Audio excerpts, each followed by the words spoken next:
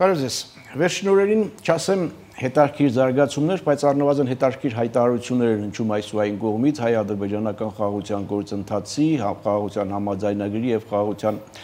հաստատման վերաբերյալ այսուհային կողմից այդ հայտարարությունների աշխարհագրությունն էլ բավական հետաքրքիր է Միացյալ Նահանգներից մինչև Թուրքիա, Եվրամիությունից մինչև Վրաստան եւ այս համատեքստում թերևս արժի առանձնացնել Միացյալ Նահանգների պետքարտուղար Ռուբիոյի հայտարարությունը նա հայտարարում է որ զինված հակամարտության իրական ռիսկը պահպանվում է եւ Վաշինգտոնը փորձում է կանխել այն Ինչ է սա նշանակում, ինչու ենք սա կարևորում այն բանի համար, որ Ռուբիոն այսօր ներկայանում է ոչ միայն որպես Միացյալ Նահանգների պետքարտուղար, այլ նաև որպես Միացյալ Նահանգների նախագահի ազգային անվտանգության հարցերով խորհրդական, այսինքն նա մի պաշտոնյա է, որը Թրամփից հետո թերևս ամենաինֆորմացված է եւ որին հասանելի են ազգային հետախուզական ծառայությունների զեկույցները Այս թողարկման ընթացքում խոսենք ոչ միայն հայ-ադրբեջանական գործընթացի, նաև հայ-ռուսական հարաբերությունների մասին Ռուսաստանի Դաշնության արտգործնախարար Սերգեյ Լավրովի վերջին այցի համատեքստում։ Սա ազատ զրույց է Free News-ի եթերում, ես հիմա զրուցելու եմ գլոբալիզացիայի եւ տարածաշրջանային համագործակցության վերլուծական կենտրոնի ղեկավար Ստեփան Գրիգորյանի հետ։ Բարև ձեզ, պարոն Գրիգորյան։ Առաջարկելու եմ քննարկել այս հայտարարությունները հասկանալու համար, թե ինչ է կատարվում հայ-ադրբեջանական գործընթացում։ Արտակուստ կարծես թե որևէ բան չի կատարվում, սակայն այս հայտարարությունների ինչի մասին է արդյոք ինչ-որ բան խմորվում է խորքերում։ Եվ ուրեմն սկսենք Ռուբիոյի հայտարարությունից, ես նշեցի, որ նա հայտարարում է, թե զինված հակամարտության իրական ռիսկը պահպանվում է եւ Վաշինգտոնը փորձում է կանխել այն։ Ինչպես գնահատել այս հայտարարությունը։ Բարև ձեզ, շնորհակալություն հրավերի համար։ Նախ ուզում եմ ասել, դուք շատ լավ ըմբռնեցիք գլխավոր այդ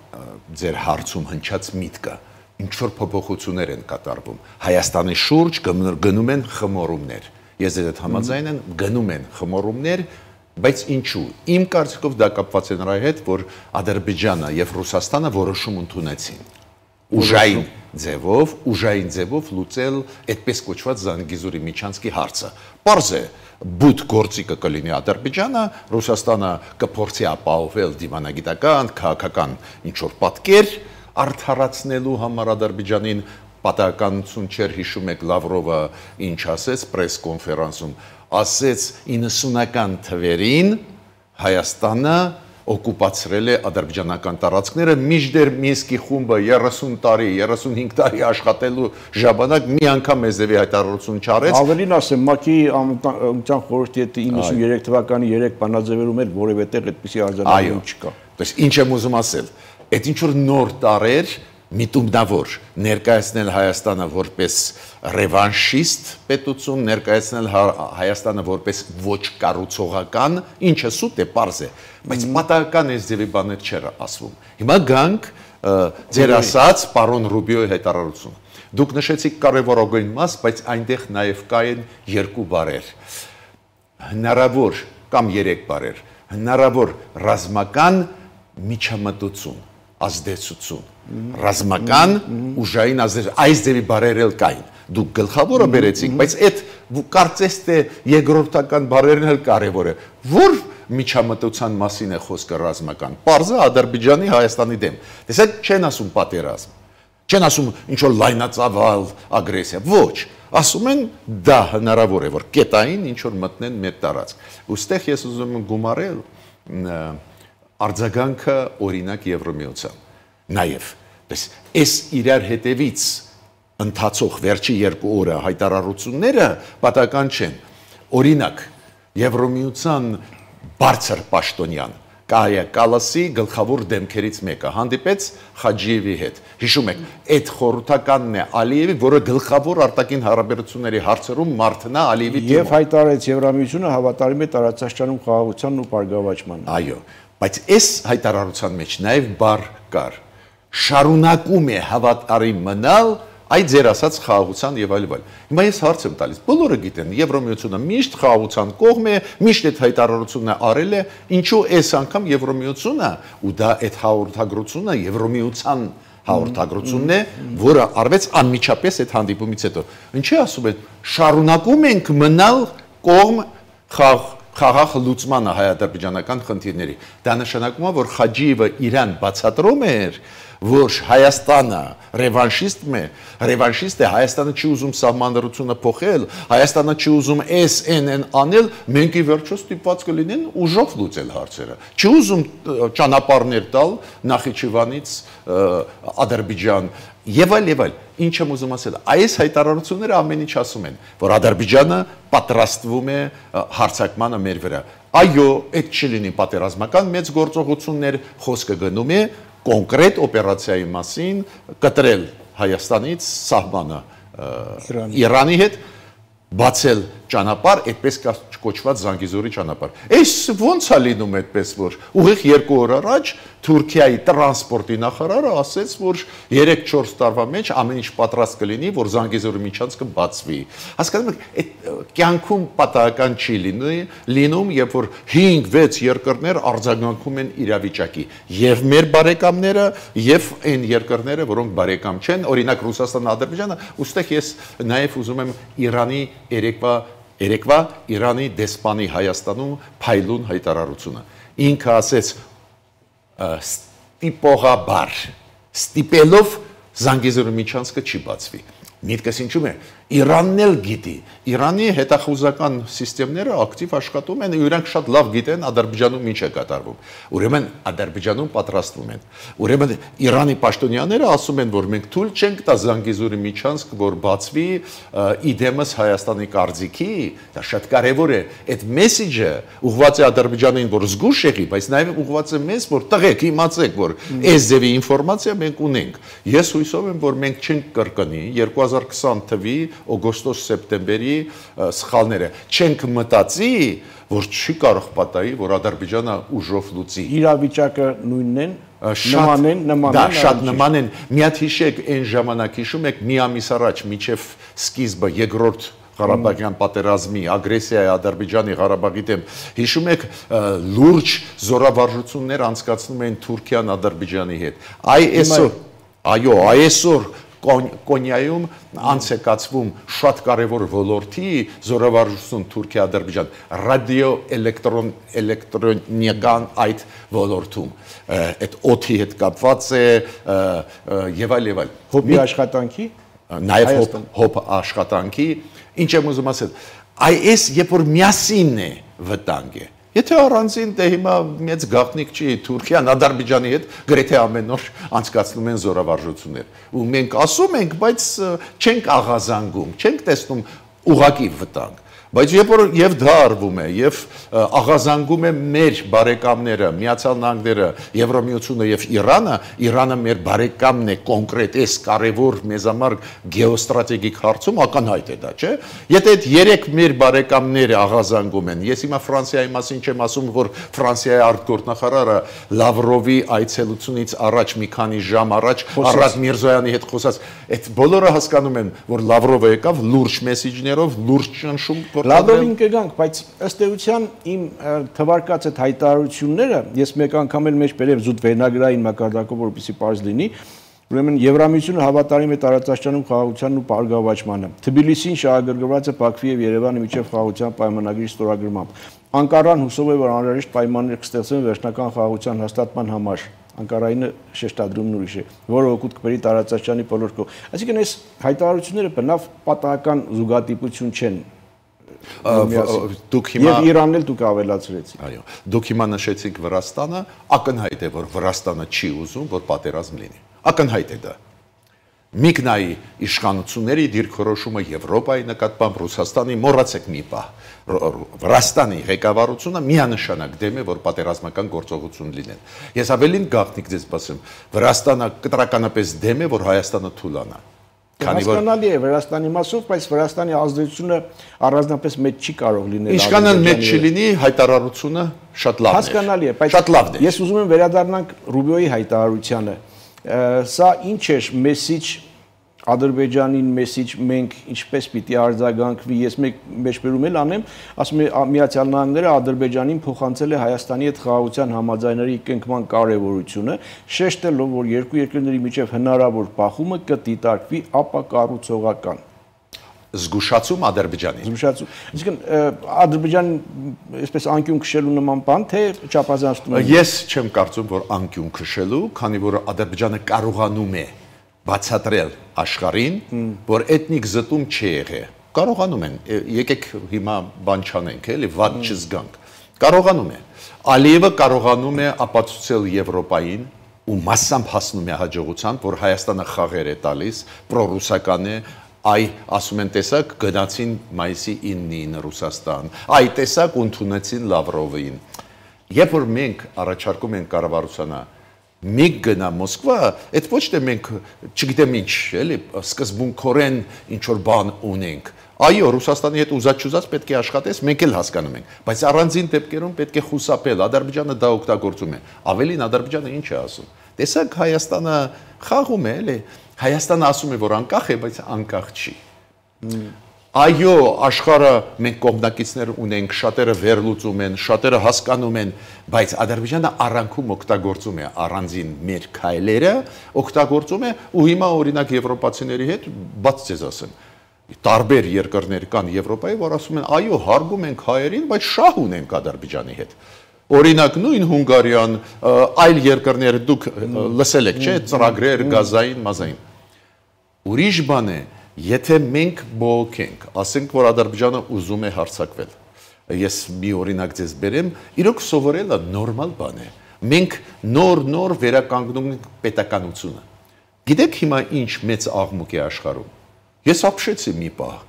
Այսօր գնում են բանակցությունները Իրան Միացյալ Նահանգներ, 5-րդ փուլը Հռոմում է։ Կարծես դուք ասում եք, թող ավարտվեն բանակցությունները, արդյունքը բացասական լինի, հետո Իրանը աղմուկ բարձրացնի։ Իրանը աղմուկ բարձրացրեց, նամակ ուղարկեցին ՄԱԿ-ի գլխավոր քարտուղարին, որ Իսրայելը պլանավորում է այս ժամերի ընթացքում հարձակվել։ Մենք պահանջում ենք հավաքել ՄԱԿ-ի անվտանգության խորհրդի նիստը։ Մենք պահանջում ենք գլխավոր քարտուղարից, որ գնահատական տա, որ պաշտպանի մեր միջուկային ծրագրերը, այդ իրանց մի քանի քաղաքներում գործարանները։ Մենք թափածինք ենք, մենք զենք չենք ստեղծում, բայց մենք իրավունք ունենք, չէ՞, Ամերիկան ասում է իրավունք ունեք խաղաղ ճանապարհով, նույնիսկ Ամերիկան է ասում խաղաղ ճանապարհով էներգիա, միջուկային, այո, միջուկային էներգիա օգտագործել։ Ուրեմն եկեք ինչու աղմուկ են բարձրացնում միջով այդ։ Հիմա գիտեք, այդ սաղ գործարանների շուրջ ուսանողներ են Իրանի պաստառներով, որ խաղաղ ծրագրեր են, չրմբակոծեք, բայց ես դες ասում եմ, բայց ինչ իմաստ ունի։ Էսա գնում են բանակցություններ։ Ոչ, իմաստ ունի։ Իրանը աղազանգում է հնարավոր հարվածը։ Ես առաջարկում եմ մեր կառավարության։ Շատ լավ է ասում եք խաղաղ, հիմա ասեք խաղությունը լավ է, մենք էլ ուզում ենք, բայց հիմա ասեք, որ Ադրբեջանը չի ուզում, որ չապակող որոշենք աշխարհը։ Ադրբեջանը գնում է մեր դեմ խոսում է։ Մենք պետք է ասենք, որ մենք էլ ուզում ենք, դուք գիտեք, որ ուզում եք ստորագրել։ Ահա, հիմա պաշտպանեք մեզ։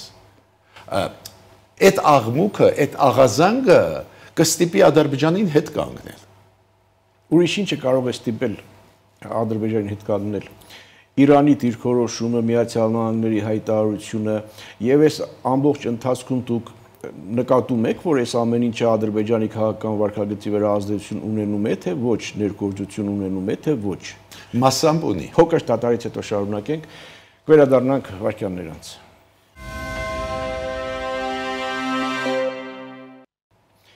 Իհարկե, սա ազատ Ստեփան Նյուզի եթերում ես զրուցում եմ գլոբալիզացիայի եւ տարածաշրջանային համագործակցության վերլուծական կենտրոնի ղեկավար Ստեփան Գրիգորյանի հետ։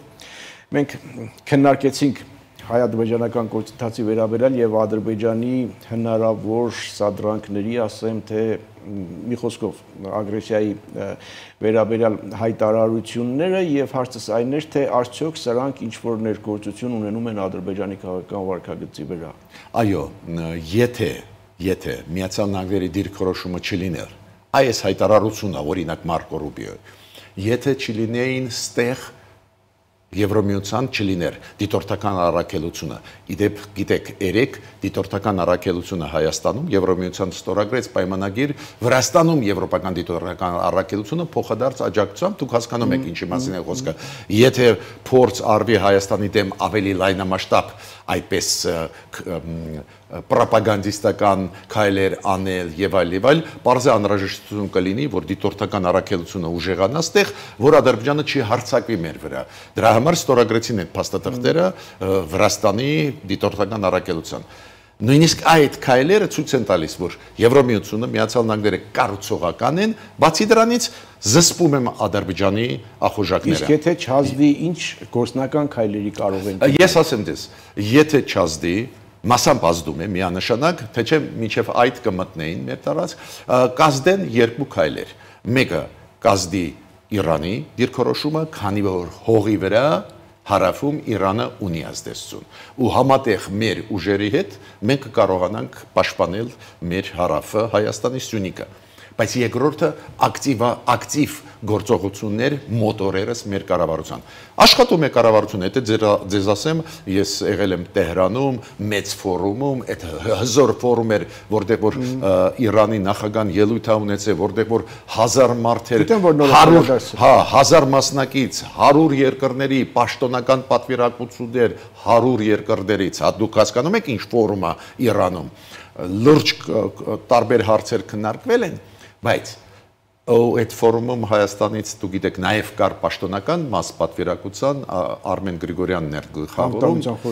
այո մեր անվտանգության խորհրդի քարտուղար այդ շատ օգտակար այցելություն էր շատ էֆեկտիվ Հայաստանի համար այդ իմ աչքերի առջև էր բայց միտքս ինչու՞մ է մենք պետք է այս մեծ ֆորումներում հիմա անպայման աղազանգ անել համոզված եմ որ անում են ել ավելի ուժեղ ու հրապարակային Օրինակ մակում հիմա մեր դեսպանը անպայման պետք է տարածի նամակ, որ մենք ստացել ենք ինֆորմացիա, որ կարող է ինչ-որ բան լինի մեր դեմ ուղված, խնդրում եմ ուշադրություն դարձրեք մեր ռեգիոնի։ Դա բան կանի։ Ալիևը այնուամենայնիվ վախում է մեծ արձագանքների։ Հենց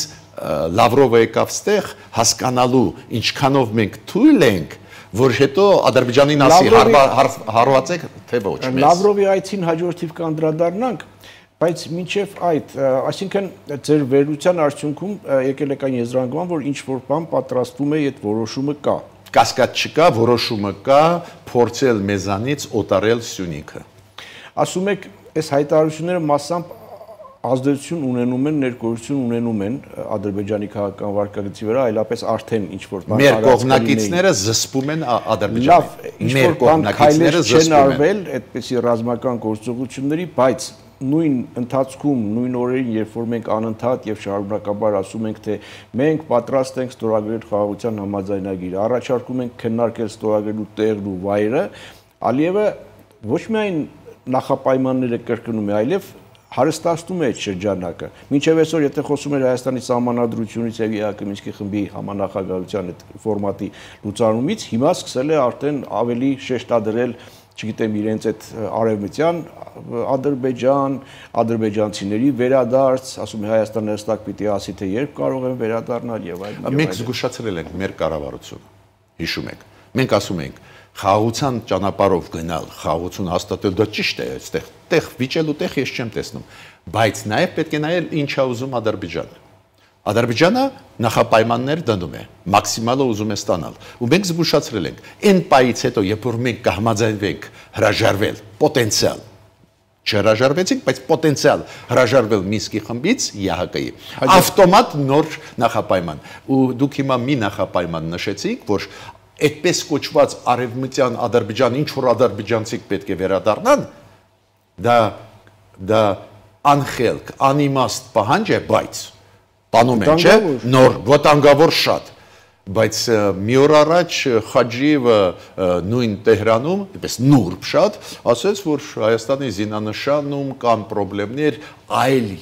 հարևան երկրի նկատմամբ, նկրտումներ եւ այլ, ինչ եմ ուզում ասել իրենք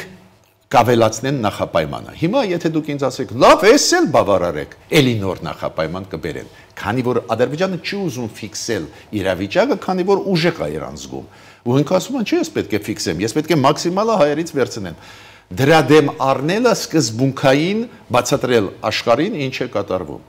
Ինչ է կատարվում աշխարհին։ Դրա համար է երաշտում, թե բացի, ասենք, ինչպես առնել դրա դեմ այդ Միացյալ Նահանգների հայտարարությունը, Իրանի հայտարարությունը, մյուսների հայտարարությունը բավարար չեն, ինչ պետք է անել, որպեսզի դրանք գործնական մեզանից շատ բան է կախված։ մենք դեռ չենք ուղարկե մեսիջ աշխարհին, որ Ադրբեջանը ուզում է հարձակվել։ Մենք ասում ենք, որ Ադրբեջանը չի ստորագրում, մենք ենք ստորագրում։ Ադրբեջանը բացատրում է ինչի չի ստորագրում։ Այդպես չմտածեք էլի, որ իրանք այդպես իրանք բացատրում են, իրանք ասում են ո՞նց, սահմանադրությունը նայեք հայերի։ Սահմանադրությունը նայեք։ Ահա, ուրեմն դրա դեմը առնելը ոչ թե դա էլ բավարարել, այլ ասել, որ Ադրբեջանի սահմանադրությունն էլ ունի խնդիրներ։ Նաև ասել, որ Ադրբեջանը պատրաստվում է հարձակվել, մենք ունենք տվյալներ, որ պատրաստվում է հարձակվել։ Ես ուզում եմ ասել, հիմա շատ կարևոր բաղադրիչը հենց մեր գործողություններն են։ Իդեպ ասեմ ձեզ, այդ շատ կարևոր է, որ մեր հասարակությունը հասկանա։ Մեր հասարակությունում կա այդպես ֆիքսված կարծրատիպ, որ իբր Ալիևը աշխարհում կոշտ է խոսում։ Խաջիևը կոշտ է խոսում։ Եթե լսեիք Խաջիևի ելույթը Տեհրանում, կասեիք լավ էլ է Ստեփան։ Սա խաղասեր մարդ է, ինչ էիք ասում իր մասին։ Միայն խաղություն։ Այդ բառը ասենք 50 անգամ, կարճ ելույթում 50 անգամ ասեց խաղություն։ Բայց առանքում գլխավոր երկու նախապայմանը դրեց։ Սահմանադրությունը պետք է փոխեն ու զինանշանը պետք է փոխեն։ Մարդիկ չեն հասկանում, որ անպայման չի դուրս գալ ու ասել ես պատերազմ կսկսեմ։ Անպայման չի։ Կարող է Ադրբեջանը նույնիսկ նորմալ, բարապաշարը օգտագործելով, բայց առանքում այդ սա նախապայմանները դրի։ Ու շատերը, երբ որ լսում են, ասում են լավ էլի հայեր ջան, լավ ժողովուրդ, մենք ձեզ հարգում ենք, խի եք ռևանշիստ, դադար տվեք, պարտվեցիք, հիմա կկործանվեք։ Այս կառավարությունը բացի խաղաղությունից ուրիշ բան չի ուզում։ Բայց մարդկանց հասնում են նաև Ադրբեջանի քարոզչությունը։ Բացի դրանից իրանք ռեսուրս ունեն, այդ քարոզչությունը ուժեղ տանում են։ Օրինակ, երբ որ Ալիևը խոսում է արևմտյան Ադրբեջանի մասին, ինքը միայն մարդու իրավունքները բարապաշարը օգտագործում է։ Ես ապշած էի։ Ինքը ասում է չեք հասկանում, այդ մարդու իրավունքներն են։ Ինքը ասում է Ամերիկային, Եվրոպային, ուրեմն դուք անկեղծ չեք, խաղեր եք տալի։ Իրենք ասում են ինչ, քո մոտ սա հազարատ օֆիցիալ, 1000-ից ավել քաղբանտարկյալ։ Ինքը ասում է չէ, հեսա ադրբեջանցիք իրավունք ունեն վերադառնալ տները, դուք ասում եք մարդը իրավունք ունի իր բնորանը վերադառնալ, հիմա բերեք ադրբեջանցիներին, ես էլ սրանց կթողնեմ բանտից։ Չէ, գիտեք, այդ շատ վտանգավոր է մտածել, որ իրանք պրիմիտիվ ինչ-որ ելույթներ են ունենում։ Ու դրա դեմը պետք է գրագետ առնել, մենք այս պոտենցիալը ունենք, եւ կառավարությունը, եւ հասարակությունը, բայց իմ առաջարկը այս Ադրբեջանի նկարտումների, որ պարզ երևում է, որ մոտ ժամանակներս բան ուզում են անել, կանխարգելիչ մեխանիզմը նաև դիմադրելն է։ Մեր արտգործնախարարությունը արեց, ասեմ ձեզ, նորմալ, կարճ հայտարարություն, որ արևմտյան Ադրբեջանը Հայաստանում գոյություն չունի։ Չէ, Հայաստանում գոյություն չունի, բայց գոյություն ունի։ Այս արևմտյան մասն է Ադրբեջանի, այն Ֆիզուլինա, չգիտեմ, որ շրջաններն են։ Շատ լավ, բայց դա քիչ է։ Դա պետք է արվի վարչապետի մակարդակով։ Ոնց վարչապետը ասեց ու ճիշտ արեց, հիշում եք, Էստոնիայում, որ Ադրբեջանի սահմանադրությունը վատն է, ոնց նյարդացան ադրբեջանցիք։ Այդ դա պետք է հիմա ամեն օր ասես։ То есть մենք խաղաղության կողմնակից էր, մի քիչ իրենց մեթոդներին էլ սովորենք, էլի։ Ռուսաստանի արտգործնախարարի այցի մասով ինչ առանձնացնելու բան ունեք, ինչ արձանագրումներ ունեք, ինչ մեսիջներով էր եկել։ Ես կարճ ասել որն է Լավրովի պլանը։ Կարճ ասեմ, անի որ եւ ես մեկնաբանեցի եւ ձեզ մոտ ձեր փայլուն խելոք հյուրերը, փորձագետները փայլուն շարեցին ամեն ինչ, ես ուղղակի կարճ, որ հավաքական մեր ժողովուրդը հասկանա ինչ։ Լավրովը եկավ ասելու հայերին, մեր ժողովրդին, որ զենք չենք տա։ Երկրորդը ինքը եկավ ասեց զենք չհամարձակվեք առնեք Ֆրանսիայից։ Կոպիտ ասած ինքը ասեց, մենք ձեզ հետ ինչ ուզում ենք Ադրբեջանի հետ միասին, ինչ ուզում ենք ձեր գլխին կբերենք, բայց չհամարձակվեք Ֆրանսիայից։ Զենք չենք տալու, դուք էլ չհամարձակվեք զենք։ Այո, դա նշանակում է, որ ինքը ասում է, մենք ինչ կուզենանք ձեր գլխին կանենք։ Ու կարևորագույն մեսիջներից մեկը դա անհարգալից վերաբերմունք մեր նկատմամբ։ Դες ինքը ասեց, որ ինձ համար գնալ ցեղասպանության հուշահամալիր ինձ համար գլխավորը չի։ Ինձ համար գլխավորը գնալ հաղթանակի այգին։ Ես էլ ասում եմ, ես դες ասում եմ հիմա։ Ծիծաղելի բան։ Ինքը կարող է ոտով պետք է ծիծեռնակաբերդ բարձրանալ ու 1.5 ժամ կորցներ։ Մեքենայով բերում են, գրեթե հասցնում են հուշահամալիր, ոտով 3 րոպեի գնար ծաղկեպսակ դներ։ Ուրեմն Ռուսաստանը միջև գալը դրեց պայման, որ կգնա հաղթանակի այգի, բայց չի գնա այնտեղ։ Ու մեր արտգործնախարարությունը ողջունում եմ դրա մասին ասեց։ Այդ շատ կարևոր է, որ մեր արտգործնախարարությունը իր վրա այդ Ռուսաստանի պրովոկացիան չվերցրեց, ասաց, չէ, մենք քննարկել ենք, իրանց համար դա գլխավորը չէր։ Հիմա շատերը ինձ են ասում, կարող է արարողակարգով պարտադիր չի աշխատանքային այցելության ժամանակ։ Այսօր այստեղ գտնվում է պաշտոնական պատվիրակությունը Լեհաստանից փոխարտգործնախարարի մակարդակով։ Երեք իրան գնացին Ծիծեռնակաբերդ, աշխատանքային այց էր ու իրան գնացին Ծիծեռնակաբերդ։ Այստեղ են մեր բարեկամները։ Ինքն էլ շատ հագեցած Լեհաստանի փոխարտգործնախարարը շատ հագեցած ծրագիր ունի, բայց ինքը գնաց իր հարգանքի տուրքը մատուցեց հայոց ցեղասպանության զոհված հիշատակին։ Այո, մեր հայրենակիցների զոհված հիշատակին այդ դաժան ցեղասպանության ժամանակ։ Ինչ եմ ուզում ասել։ Ուզում եմ ասել, այստեղ է երևում ով քեզ հետ է, ով քեզ չի։ Ու Լավրովը նսեմացնելով նոր գնաց։ Ինքը նսեմացնել հայ ժողովուրդը ու գնաց։ Պատասխանը պետք է չլինի էմոցիոնալ։ Պատասխանը պետք է չլինի էմոցիոնալ, չպետք է գնաս իրանց այդ 80-ամյակը նշես, տոնես, то есть պատասխանը adekvat պետք է լինի։ Մեր լուման ենք ունեցել, մեծ մասնակցություն ենք ունեցել նաև մեր հաղթանակի։ Շատ լավ է Փարիզ գնային։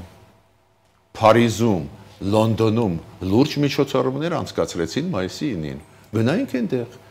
Կարող է պատահի Ֆրանսիայի հետ, Մեծ Բրիտանիայի հետ հայերը չեն կռվել։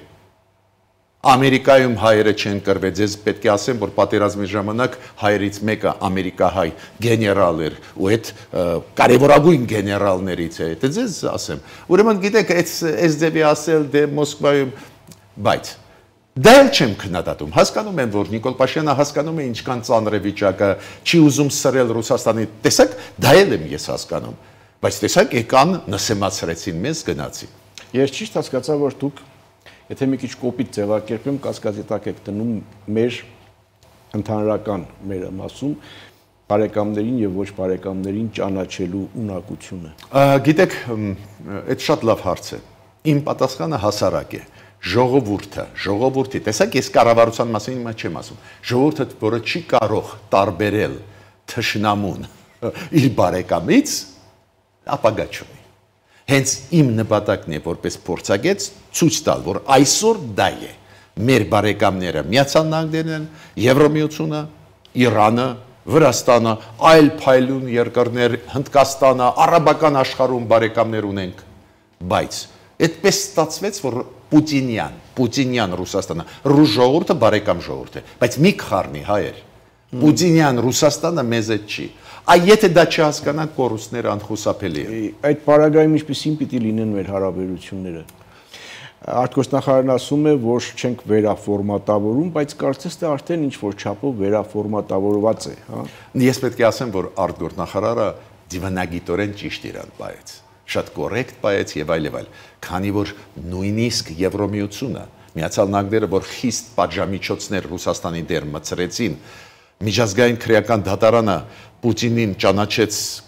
ռազմական հանցագործ, բայց Լավրովին չճանաչեցին, որ խողովակներ կապի լինեն։ Ուրեմն Ռուսաստանի մեջ ունենք շահեր եւ ԵԱՏՄ-ի շրջանակներում ռեալությունը դա է պատճառը, որ ես ասում եմ մի քասի, որ ռազմավարական պարտները եւ այլ հանդիպեք, քննարկեք հարցեր, բայց մեծ տեղ պետք չի տալ։ Ու դուք ճիշտ եք, մասամբ մենք ռեալությունների եկանք, Արարատ Միրզոյանը մի բառ չասեց, որ մենք ռազմավարական պարտներ ենք, շատ ճիշտ, բայց մյուս կողմից ինքը